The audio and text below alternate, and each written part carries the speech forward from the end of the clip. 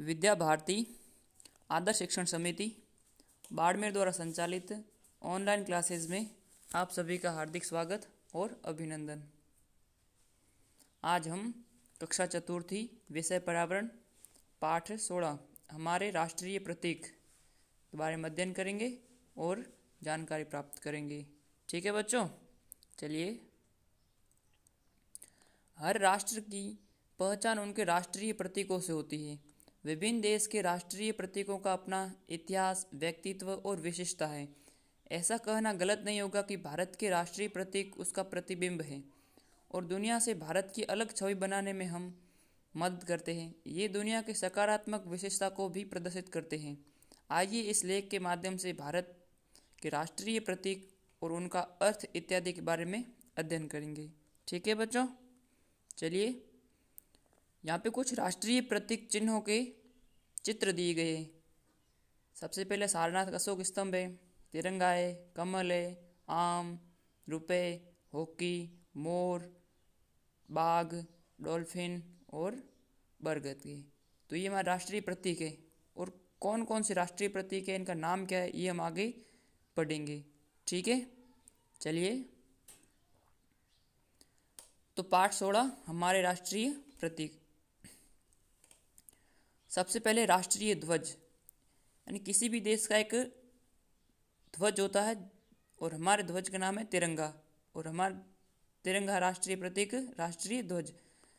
राष्ट्रीय ध्वज, राष्ट्रगान, राष्ट्रीय चिन्ह देश की स्वतंत्रता एवं गौरव के प्रतीक हैं। इन्हें राष्ट्रीय प्रतीक कहते हैं, यानी देश का प्रतीक है। ये प्रतीक देश की परंपराओं एवं आदर्शों की पहचान है।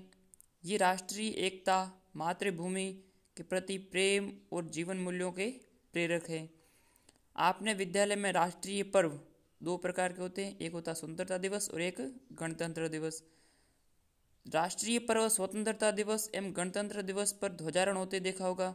इसे तिरंगा कहते हैं। तिरंगा अर्थात 3 रंगों से घिरा हुआ अर्थात तिरंगा। इसमें 3 रंग होते हैं, केसरिया, सफ़ेद और हरा। क्योंकि इसमें 3 रंग है, केसरिया, सफ़ेद और हरा। मध्य में अशोक चक्र बना हुआ है जिसमें 24 आरे होती है। अरे मतलब तीलियां होती हैं।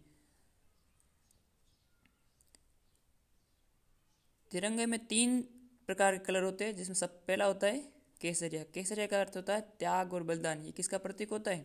त्याग और बलिदान। दूसरा है सफ़ेद।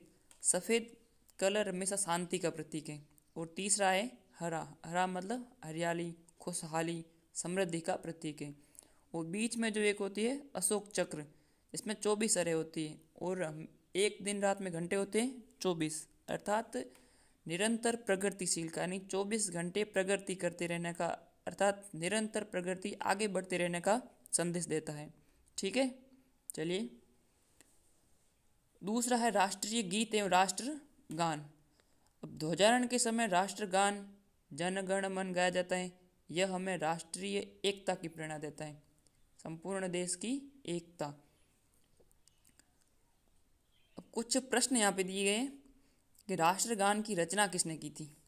एक है राष्ट्रगान, एक होता है राष्ट्रगीत, दोनों अलग अलग हैं।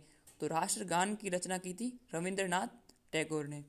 राष्ट्रगान को गाने के लिए कितना समय निर्धारित किया गया है? तो इसके लिए 52 सेकंड का निर्धारित समय है। इसे गाते समय सावधान में क्यों खड़े रहते हैं?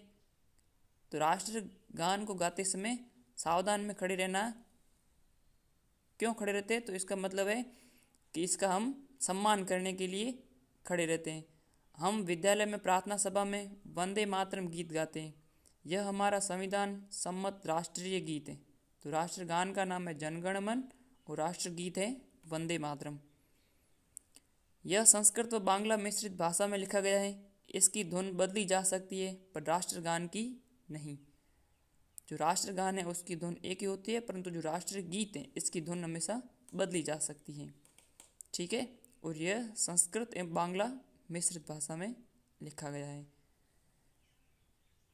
तो प्रश्न है राष्ट्रगीत किसने लिखा था? तो राष्ट्रगान की रचना की थी रविंद्रनाथ टैगोर ने और राष्ट्रगीत की रचना की थी बंकिम चंद्र चटर्जी ने। ठीक है, तो ये प्रश्न आपको करने हैं।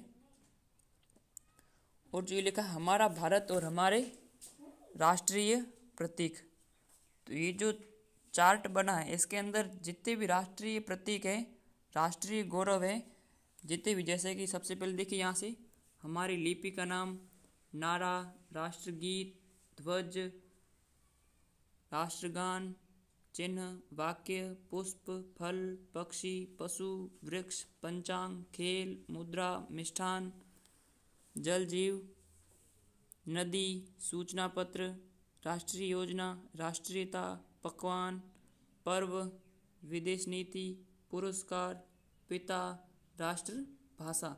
अर्थात हमारे जितने भी राष्ट्र के प्रतीक हैं उन सभी के नाम यहाँ पे आ चुके हैं। तो ये आपको अपनी कॉपी के अंदर बनाना है और इनको याद करनी है। ठीक है बच्चों, धन्यवाद।